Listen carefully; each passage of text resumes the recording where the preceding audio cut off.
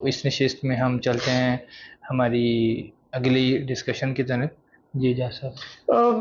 آپ کو یاد ہوگا جب ہم نے رسول اللہ صلی اللہ علیہ وسلم کے فیملی کی بات کی تو جناب رقیہ بنت محمد طلاق دینے کے لیے عتبہ نے شرط رکھی تھی کہ اگر میری شادی ابان بن سعید بن عاص کی بیٹی یا بہن سے کرا دی جائے تو میں طلاق دینے کو تیار ہوں. اس نے طلاق دے دی اور شادی کر لی. سعید بن عاص ابو عبیدہ کنیت تھی. سعید بن عاص ابان کا والد ایک بڑا سردار تھا اور اس کے روب کا عالم یہ تھا کہ وہ بتا دیا کرتا تھا کہ آج میں نے جو امامہ یا پگڑی باندھنی ہے وہ کس رنگ کی باندھنی ہے. اور مکہ میں کسی کی جرت نہیں ہوتی تھی کہ اس رنگ کی پگڑی اس دن پہن لے. یعنی اگر اس نے کہا ہے کہ آج میں نے سفید رنگ کی پگڑی پہننی ہے تو مکہ میں کوئی اور سفید رنگ کی پگڑی نہیں باندھ سکتا. اگر اس نے کہہ دیا کہ آج میرا موڈ ہے میں کالے رنگ کی پگڑی پہنوں گا، لال رنگ کی پہنوں گا، پنک پہنوں گا، گرین پہنوں گا، جو بھی یلو پہنوں گا، تو پورے مکہ میں کسی کی جرت نہیں تھی. سو کتنا جابر، کتنا سخت، کتنا بڑا، کتنے روب والا سردار ہوگا. آخری عمر ابو لہب اس کا پتہ کرنے جاتا ہے اور دیکھتا ہے کہ ابو عبیدہ سعید بن عاص رو رہا ہے. تو ابو لہب کہتا ہے کہ قریش کے سردار کو موت کے خوف نے رلا دیا. یعنی اتنا بہادر، اتنے روب والا جس سے لوگ ڈرتے ہیں وہ موت سے ڈر رہے ہیں. تو سعید بن عاص کہتے ہیں نہیں، ایسا نہیں ہے. مجھے فکر یہ ہے کہ میں مر گیا تو عزا کی عبادت کون کرے گا، چونکہ یہ عزا کو خدا مانتا تھا اور اس کی عبادت کرتا تھا. تو ابو لہب نے کہا کہ عزا کی عبادت تمہاری وجہ سے نہیں کی جاتی. سعید بن عاص کو ابو عبیدہ، اچھا جب یہ ابو عبیدہ جو کنیت ہے، ابو جس کے ساتھ بھی لگتا ہے، ابو القاسم، ابو سفیان، ابو خالد، ابو عزیز، جب یہ بلایا جاتا ہے نا تکلم کرتے ہوئے، سامنے بات کرتے ہوئے، تو ابا کہا جاتا ہے. یعنی رسالت میں آپ صلی اللہ علیہ وسلم کو اگر سامنے کو کہے گا تو ابو القاسم نہیں کہے گا، ابا قاسم کہے گا. سہیل بن عمرو کو کوئی بلائے گا تو ابو عزیز نہیں کہے گا، ابا عزیز کہے گا. تو ابو لہب کہتا ہے ابا عبیدہ آپ سکون سے مر جائیے، عزا کی عبادت کرنے والے بھرے پڑے، عزا کی عبادت ختم نہیں ہوگی. تو ابو عبیدہ کا چہرہ کھلتا ہے، وہ کہتا ہے میں سکون سے مر جاؤں گا. میں نے دیکھ لیا ہے کہ عزا کی عبادت کرنے والے، محبت کرنے والے موجود ہیں، اب مجھے کوئی غم نہیں. یعنی ان کی محبت، ان کی کمٹمنٹ ان بتوں یا ان خداؤں سے کتنی تھی. چونکہ ہم بات چلتے آ رہے تھے تو میں نے کسی نے مجھے یاد آیا تو میں نے کہا یہ بتاؤں. اب یہ ماحول ہے جس میں رسالت میں آپ صلی اللہ علیہ وسلم کو اللہ کریم نے ٹاسک دے دیں. 3 سال سے رسالت میں آپ، اب سرکار کی عمر کم و بیش 40 سال ہو گئی ہے. پچھلے 3 سالوں میں رسالت میں آپ غار حرا بھی جا رہے ہیں، روزگار بھی کما رہے ہیں. اچھا ایک اور رسالت میں آپ صلی اللہ علیہ وسلم کے بارے میں اگر کسی کا خیال ہے کہ آپ نے تنگ دستی میں زندگی گزاری تو ایسا نہیں ہے. آپ سخاوت بہت کرتے تھے، آپ انکم کماتے تھے، اور اگر کسی کا خیال ہے کہ وہ بیٹھے رہتے تھے مسجد میں، حجرے میں، اور لوگ آ کے کوئی کھانا دے جاتا تھا یا کوئی مدد کر جاتا تھا، تو یہ بھی بالکل غلط کانسیپٹ ہے. سرکار نے ساری زندگی اپنا گھر خود چلایا. مکہ میں رہتے ہوئے تجارت، کبھی خود جاتے تھے، کبھی کسی کے ساتھ سامان بھیجتے تھے. ہم نے 2-3 جگہ یہ ڈسکشن بھی کی کہ بڑا ایکیومن بہت اچھا تھا آپ کا ٹریڈنگ کا بھی. مدینہ منورہ جا کے سرکار نے بھیڑ بکریاں پالی شروع کے دنوں میں، اور وہ اتنا بڑا ریوڑ یا اتنی تعداد ہو گئی کہ سرکار نے صلح حدیبیہ 6 ہجری میں ہوتی ہے، آتے ہیں عمرہ کرنے، حدیبیہ کے مقام پہ رکتے ہیں، اس سے آگے قریش آنے نہیں دیتے. الٹیمیٹلی ایک پیکٹ ہوتا ہے جس پہ رسالت میں آپ صلی اللہ علیہ وسلم اور ابو عزیز سہیل بن عمرو سائن کرتے ہیں، اور طے پاتا ہے کہ اگلے سال آئیں اور عمرہ کر لیں اور 10 سال تک جنگ بندی ہوگی، جسے صلح حدیبیہ. ہم عام زبان میں کہتے ہیں. تو سرکار نے کتنے اونٹ قربان کیے؟ 70 اونٹ قربان کیے. تو یہ تو نہیں ہو سکتا کہ سرکار سارے کے سارے اونٹ اپنے ملکیت میں لے آئے ہوں اور اس کے بعد سواری کا اونٹ بھی نہ بچا ہو. نہیں، تو 70 سے زیادہ اونٹ ہوں گے. پھر جس سال سرکار حج کرتے ہیں، حجۃ الوداع 10 ہجری کا ذی الحج، سرکار کے وصال سے اللہ کے حضور حاضر ہونے سے پہلے 2.5 مہینے پہلے، 2.25 مہینے پہلے یا 3 مہینے پہلے، پتہ کتنے اونٹ قربان کرتے ہیں؟ 100 اونٹ قربان کرتے ہیں. 6 ہجری میں 70 کیے جی.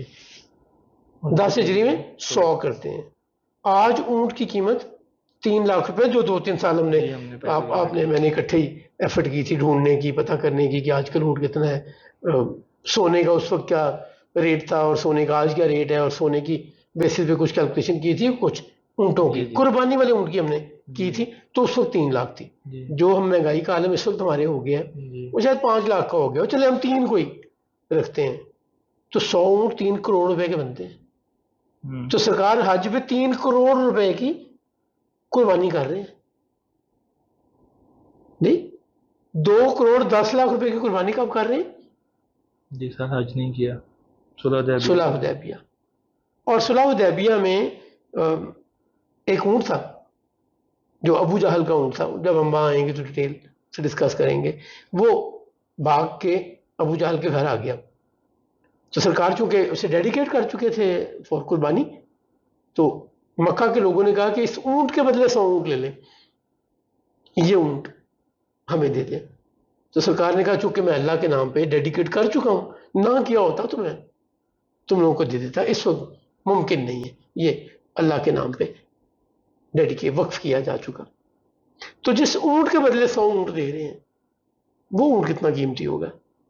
نہیں، سو میں ضمناً یہ بات آئی اور میں کلیئرٹی دینا چاہ رہا تھا کہ رسالت مآب صلی اللہ علیہ وسلم کو اگر کوئی سمجھتا ہے کہ معاشی حالات اچھے نہیں تھے یا آپ کچھ نہیں کرتے تھے اور اس انتظار میں رہتے تھے کہ کہیں نہ کہیں سے کچھ آ جائے اور زندگی گزارے، تو ایسا نہیں ہے.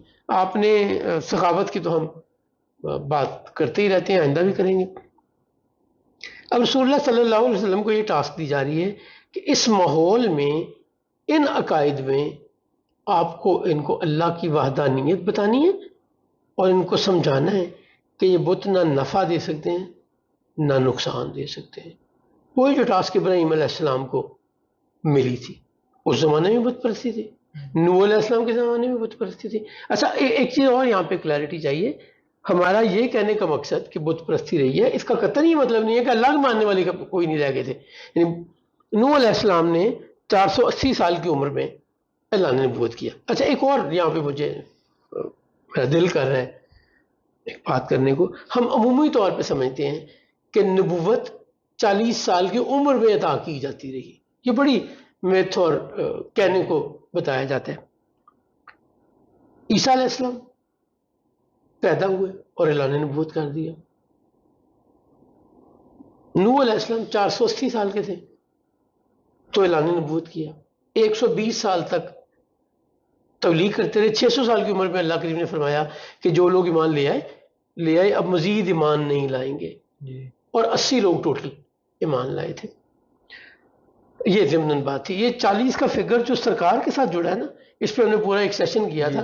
بنیادی طور پہ عرب یہ سمجھتے تھے کہ 40 سال کی عمر میں آپ پوری پیک پہ ہوتے ہیں اپنی، آپ کی عقل، سمجھ، شعور، آپ کے اوصاف، آپ کی خوبیاں اوج کمال پہ ہوتی ہیں. تو 40 کے فگر کو سب سے معتبر، 40 سال کی عمر کو سب سے معتبر سمجھتے تھے.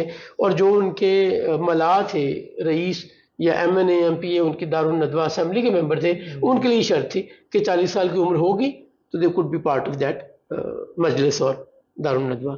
تو اللہ کریم نے ان کو یہ بتایا کہ یہ تمہارا کرائٹیریا ہے، یہ لو 40 سال، اس کا مقابلہ کر لو اپنے 40 سال کی کسی کی بھی زندگی سے اور سرکار کی زندگی سے لے لو. تو یہ ایک غلط کانسیپٹ ہے کہ نبوت ہمیشہ ہی 40 سال کی عمر میں انبیاء کو دی جاتی رہی.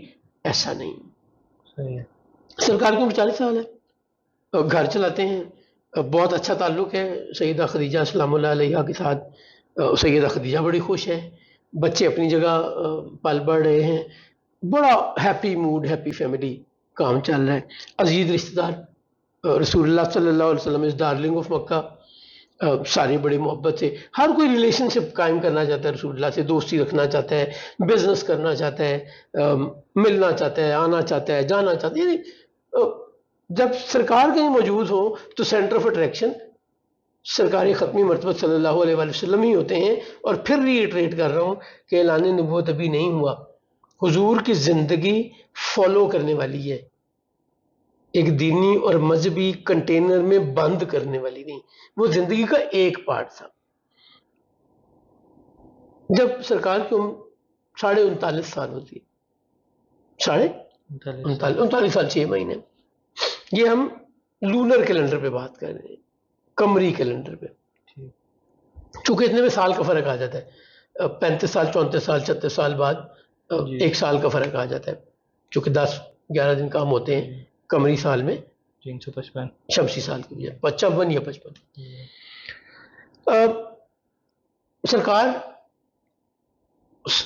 39.5 साल से 40 साल की 6 महीने में जो ख्वाब देखते हैं वो आपको अगले दिनों में सब कुछ होता नजर आता है जी। रुयात सालिहा जिन्हें कहा जाता है, सच्चे ख्वाब सरकार को ऐलान नबूवत से 6 महीने पहले अल्लाह करीम ने इनायत किए। अब हो क्या रहा है, अब प्रिपेयर किया जा रहा है उस कम्युनिकेशन के लिए। अच्छा, अब 1 मिनट के लिए मुझे ये पता चल जाए कि कल किसी की डेथ हो जानी है, तो मुझसे तो कल तक गुजारा नहीं जाएगा दिन जी। मुझे पता चल जाए कल किसी का एक्सीडेंट हो जाना है, मेरे लिए तो ये जब्त करना ही बड़ा मुश्किल है और अपने नर्व्स में कंट्रोल करना बड़ा मुश्किल है, मेरे तो ध्यान से कुछ और जाएगा ही नहीं। तो अल्लाह करीम चूंकि कायनात की वसअतें हैं, अल्लाह ने सरकार को वो विजन, एक्सपोजर, इल्म देना है जिसका ताल्लुक वक्त से नहीं है, टाइम एंड स्पेस से नहीं, उससे बहुत बड़ी चीज़ें हैं। तो उनको उसी तरह तैयार किया जा रहा है, उस बॉडी को, उस कंटेनर को, उस जिस्म को, उस दिल को, उस दिमाग को। तो उसकी प्रेपरेशन क्या शुरू हुई कि सरकार को वो ख्वाब अल्लाह ने दिखाने शुरू कर दिए जो अगले दिनों में उनके सामने हो रहे हैं। और ये हदीस शरीफ है कि सच्चे ख्वाब नबूवत का 40वां या 46वां हिस्सा है जी। तो अंबिया को ख्वाब जो आते हैं वो ख्वाब नहीं आते जी जी। इब्राहिम अलैहिस्सलाम को ख्वाब आया जी, जिसकी ताबीर एक ये तो अल्लाह करीम ने कहा कि बेटा, हुक्म दिया, ख्वाब हुक्म है। सरकार खत्मी मरतबा ख्वाब देखते हैं और देखते हैं कि मैं बैतुल्लाह का उम्रा या हज कर रहा हूँ जी। सरकार उम्रे के लिए निकलते हैं। तो अंबिया के ख्वाब भी अल्लाह की मेहरबानी से आते हैं और मेरे आपके ख्वाब को अंबिया के ख्वाब से कंपेयर नहीं कर सकते आप जी। तो दुनियावी ख्वाब आते हैं। अव्वल तो वो जो सारा दिन कर रहे होते हैं ना, या जो हमारी ख्वाहिश होती है, ख्वाब वो चल पड़ता है। मेरा अगर दिल कर रहा है कि मैं नई गाड़ी खरीद लूँ तो ख्वाब में मैं वो नई गाड़ी ड्राइव कर रहा होता हूँ। अगर मेरा दिल कर रहा है कि मैं कहीं सैर करने चला जाऊँ तो मैं ख्वाब में किसी ना किसी दूसरे मुल्क में बड़ी खूबसूरत जगह पे बगैर खर्चा किए बिजनेस क्लास में ट्रैवल करके बड़े अच्छे होटल में रह के सारी सैर करके वापस आए ना, ये मेरे आपके ख्वाब है। अंबिया के ख्वाब भी हुक्म की हैसियत रखते हैं, अल्लाह की गाइडेंस। अच्छा, अंबिया होते ही अल्लाह की गाइडेंस में, ये किसी का गुमान रखना या ख्याल करना कि किसी नबी ने कोई लग़ज़िश होती है या किसी नबी से कोई झोल होता है उनकी ज़िंदगी में, बिल्कुल नहीं। They are the people guided by Allah Karim, they are the people bin driven on a straight path to be ideal for the people, model for the people bye अल्लाह करीम। वो इधर उधर हो नहीं सकते। तो आज की नशिस्त यहीं, अगली नशिस्त में इंशाअल्लाह हम रिसालत मआब सल्लल्लाहु अलैहि वसल्लम पर जब वही का सिलसिला शुरू हुआ उसकी बात कर रहे हैं। जी नाज़रीन, ये थी हमारी आज की नशिस्त। आपसे मुलाकात होगी अगली नशिस्त में, तब तक के लिए अल्लाह हाफ़िज़।